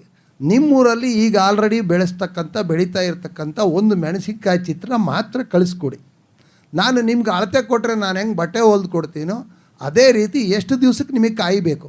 ನಮಗೆ ಪೂರ್ತಿ ಪ್ರಮಾಣದ ಮಾಹಿತಿ ಇಲ್ದಂಗೆ ಆಗಲ್ಲ. ಉದಾಹರಣೆಗೆ ನಮ್ಮೂರೊಳಗೆ ಮನುಷ್ಯ ಇದ್ದಾನೆ, ಗಡ್ಡ ಬಿಟ್ಟಿದೆ, ಅವನ ವಯಸ್ಸು ಎಷ್ಟು ಅಂತ ಕೇಳ್ದಂಗೆ ಆಯಿತು. ನೀವು ನಾಟಿ ಮಾಡ್ತಕ್ಕಂಥ ಸಮಯ ಯಾವುದು, ನಿಮಗೆ ಮಾರುಕಟ್ಟೆಗೆ ಡಿಮ್ಯಾಂಡ್ ಯಾವ ಸಮಯದಲ್ಲಿ ಬರುತ್ತೆ. ಉದಾಹರಣೆಗೆ ನಾವು ಮಾಡ್ತೀವಿ, ಕುಂಬಳಕಾಯಿ ಬೆಳಿತೀವಿ, ಯಾವಾಗ ದಸರಾಕ್ಕೆ ಬರುತ್ತೆ. ಹೊಡಿಲಿಕ್ಕೆ ಉಪಯೋಗ ಮಾಡ್ತಾರೆ ಅಂತ ನಾವು ದಸರಾಕ್ಕೆ ಹಿಂದಕ್ಕೆ ಬೆಳಿತೀವಿ. ದಸರಾದಲ್ಲಿ ಕುಂಬಳಗೆ ಹೊಡೆಯೋ ಕಾರ್ಯಕ್ರಮ ಇದೆ. ಹಸಿಮೆಣಸಿನ್ಕಾಯಿಗಳು ಸಂದರ್ಭ ಯೂಶಲಿ ಹಬ್ಬಗಳ ಹರಿದಿನಗಳಲ್ಲಿ ಎಡಕ್ಕೆ ಬಲಕ್ಕೆ ಇರುತ್ತೆ. ನಮಗೆ ಏನು ಬೇಕಪ್ಪ ಅಂತಂದರೆ ಒಂದು ಮಾಹಿತಿ, ದತ್ತಾಂಶ ಬೇಕು. ನೀವು ಏನು ಬೆಳಿತೀರಿ ಅಂತ ಅನ್ನೋದನ್ನು ನಾವು ಆರಿಸ್ಕೊಳ್ಳಿಕ್ಕೆ ನಿಮಗೆ ಅವಕಾಶ ಕೊಟ್ಟಿರ್ತೀವಿ. ಈಗ ಉದಾಹರಣೆಗೆ ನಾನು ನಿಮ್ಗೆ ಒಂದು ತಳಿ ಕೊಟ್ಟೆ, ಆದರೆ ನೀವು ಯಾವಾಗ ಅದನ್ನು ನಾಟಿ ಮಾಡ್ತೀರಾ ಅಂತ ನಾನು ನಿಮಗೆ ಮಾಹಿತಿ ಕೊಡಬೇಕು. ಆ ಸಮಯದಲ್ಲಿ ನಿಮಗೆ ಬೆಳಕ್ಕೆ ಪೂರಕವಾದ ಅಂಶಗಳಿರಬೇಕು, ಮಾರುಕಟ್ಟೆ ನಿಮಗೆ ಸಪೋರ್ಟ್ ಮಾಡಬೇಕು. ಹಾಗಾಗಿ ನೀವು ಕೇಳಿದ ಪ್ರಶ್ನೆ ಅನ್ಯತೆ ಏನು ಉಚಿತ ಅಲ್ಲ. ನಿಮಗೆ ಬೇಕಾದ ರಿಕ್ವೈರ್ಮೆಂಟ್, ನಿಮ್ಮ ಅನಿಸಿಕೆಗಳನ್ನು ನೀವು ವ್ಯಕ್ತ ಮಾಡಿದ್ರಿ. ನನ್ನ ನಂಬರ್ನ ಸಹಜವಾಗಿ ಕೊಟ್ಟಿದ್ದೀನಿ. ನಾನು ಆಗಲೇ ಹೇಳಿದ್ದೆ 57ರ ಹರೆಯ ಅಂತ, ಇನ್ನೂ 75ರ ತನಕ ಇದೇ ಛಲದಿಂದ ಕೆಲಸ ಮಾಡ್ತಕ್ಕಂಥ ಒಂದು ಮನಸ್ಥಿತಿ ನನ್ನಲ್ಲಿದೆ. ನೀವು 12 ಗಂಟೆ ಒಳಗೆ ಫೋನ್ ಮಾಡಿ ನೀವು ಮಾಡಬೇಕಾಗಿದ್ದಿಷ್ಟೇ, ನಾವು ಬೆಳೆ ಇಡಬೇಕು ಅಂದರೆ ನಮಗೆ ಬೆಳವಣಿಗೆ ಇಂಥ ದಿವ್ಸಕ್ಕೆ ಹಚ್ಚಬೇಕು ಸರ್, ನಮಗೆ ಇಂಥ ದಿವಸ ಕಾಯಿ ಬರಬೇಕು, ಈ ಥರ ಕಾಯಿ ಗಾತ್ರ ಉದ್ದ ಖಾರ ಇದ್ರ ಬಗ್ಗೆ ಎಷ್ಟು ಸಾಧ್ಯ ಆಗುತ್ತೆ ಕನ್ನಡ ಇಂಗ್ಲೀಷ್ ಹಿಂದಿ ಯಾವುದೇ ಇಲ್ಲದಂಗೆ ನಿಮಗೆ ತಕ್ಷಣವೇ ನಾನು ಪ್ರತಿಕ್ರಿಯಿಸ್ತೀನಿ. ಈಗ ಸದ್ಯಕ್ಕೆ ನಾನು ಒಂದಿಷ್ಟು ಮೆಣಸಿನ ಪಾಕೆಟ್ಗಳನ್ನು ತಂದಿದ್ದೀನಿ, ಅದರಲ್ಲಿ ಶಿವ ಅನ್ನೋ ಒಂದು ತಳಿನೂ ಅಷ್ಟೇ. ಈಗ ಒಬ್ಬ ರೈತರು ಕೇಳ್ತಾ ಇದ್ರು ನನಗೆ, ಸರ್ ನಮಗೆ ಹಸಿ ಮೆಣಸಿನ್ಕಾಯಿ ಆದ ನಂತರ ಒಣ ಮೆಣಸಿನ್ಕಾಯಿ ಬರಬೇಕು, ಮೈಸೂರಲ್ಲಿ ಒಣ ಮೆಣಸಿನ್ಕಾಯಿಗೆ ಧಾರಣೆ ಜಾಸ್ತಿ, ಆದರೆ ಮೈಸೂರಲ್ಲಿ ಒಣ ಮೆಣಸಿನ್ಕಾಯಿ ಬೆಳೀತಕ್ಕಂಥ ವಾತಾವರಣ ಇದ್ದಾಗ ಮಾತ್ರ ನಾವು ಆ ತಳಿ ಕೊಡ್ಲಿಕ್ಕೆ ಸಾಧ್ಯ. ಆದರೆ ನಿಮಗೆ ಒಂದು ನೆನಪಿರಲಿ, ಮೆಣಸಿನ್ಕಾಯಿ ನಾವು ಎಲ್ಲ ಕಡೆಗೂ ಬೆಳಿತೀವಿ, ಆದರೆ ಅದು ಉಷ್ಣವಲಯದ ಬೆಳೆ, ಹೆಚ್ಚು ಟೆಂಪ್ರೇಚರ್ ಕೇಳ್ತದದು. ಬಳ್ಳಾರಿಯಲ್ಲಿ ಗುಲ್ಬರ್ಗದಲ್ಲಿ ಹೆಚ್ಚು ಮೆಣಸಿನ್ಕಾಯಿ ಬೆಳೆಯೋದು, ಒಣ ಮೆಣಸಿನ್ಕಾಯಿ ಬೆಳೆಯೋದು, ಅಲ್ಲಿ ವಾತಾವರಣ ಅದನ್ನು ಸಪೋರ್ಟ್ ಮಾಡುತ್ತೆ ಅನ್ನೋ ದೃಷ್ಟಿಯಿಂದ. ನಮ್ಮ ಹಸಿ ಮೆಣಸಿನ್ಕಾಯಿಗಳಿಗೆ ಅಷ್ಟು ಬೇಕಾಗೋದಿಲ್ಲ, ಕ್ಷಿಪ್ರವಾಗಿ ಕಾಯಿ ಬಿಡಬೇಕು, ಕಾಯಿ ಗಟ್ಟಿ ಇರಬೇಕು, ದೂರ ಸಾಕಾಣಿಗೆ ತಡ್ಕೋಬೇಕು. ಯಾಕಂದರೆ ನಾನು ಒಂದು 100 kg ಮೆಣಸಿನ್ಕಾಯಿನ ಮಾರ್ಕೆಟಿಗೆ ತೊಗೊಂಡೋಗಿ ಬಿಟ್ಟೆ ಅಂದರೆ ತೊಗೊಂಡೋಗೋರು ಎಲ್ಲರೂ ಒಂದೇ ದಿವಸ ತೊಗೊಂಡು ಮಾರಲ್ಲ, 1/4 kg ತೊಗೊಳ್ತಾರೆ, ಕೆಲವರು ಅರ್ಧ kg ತೊಗೊಳ್ತಾರೆ, ಕೆಲವೊಬ್ಬರು ಫ್ರಿಜ್ನಲ್ಲಿ ಇಟ್ಕೊಳ್ತಾರೆ, ಕೆಲವರು ಹರಿದು ಮಾರ್ತಾರೆ. ಅಂದರೆ ದೂರ ಸಾಕಾಣಿಕೆ ಮತ್ತು ಶೆಲ್ಫ್ ಲೈಫ್ ಇರ್ತಕ್ಕಂಥ ತಳಿಗಳನ್ನೇ ಒಬ್ಬ ರೈತನ ಮಗನಾಗಿ ವಿಜ್ಞಾನಿಯಾಗಿ ಸೃಷ್ಟಿ ಮಾಡಿದ್ದೀನಿ. ನಾನು ಸೃಷ್ಟಿ ಮಾಡಿರೋದು ಎಲ್ಲ ಕಡೆ ಇರುತ್ತೆ ಅಂತಲೂ ಅಲ್ಲ, ಆಹಾರ ಕ್ರಮದ ಮೇಲೆ ಅಲ್ಲಿ ಲೋಕಲ್ ಡಿಮ್ಯಾಂಡ್ ಮೇಲೆ ಈ ಹಸಿಮೆಣಸಿನ್ಕಾಯಿ ತಳಿಗಳನ್ನು ನಾವು ನಿರ್ಧಾರ ಮಾಡ್ತೀವಿ. ಅನ್ಯಥ ತಪ್ಪು ತಿಳಿದಳೆ ಯಾರಾದರೂ ಹಸಿಮೆಣಸಿನ್ಕಾಯಿ ಬೆಳೆಯೋರಿದ್ದರೆ ನಮ್ಮ ಗೆಳೆಯರು ನಿಮಗೆ ಪಾಕೆಟ್ ಕೊಡ್ತಾರೆ, ತೊಗೊಳ್ಳಿ, ಬೆಳೆದು ನೋಡಿದ ಮೇಲೆ ನನಗೆ ಫೋನ್ ಮಾಡಿ. ಧನ್ಯವಾದ.